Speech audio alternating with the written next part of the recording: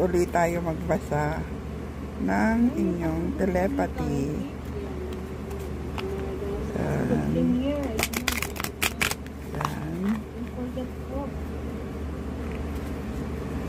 Ang naririnig nyo po ay isa sa mga sinusuportahan kong channel.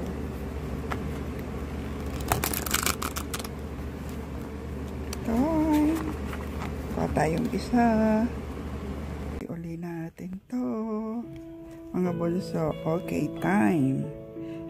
Let time forget those scars.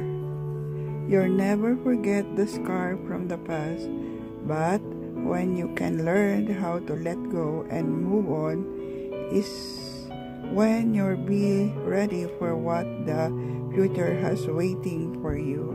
Yun ang ano niyan eh. Okay, the second card is rekindle. Every relationship has those magical moments that can be rekindled. Means relight or make it effort. So, third card is clarity.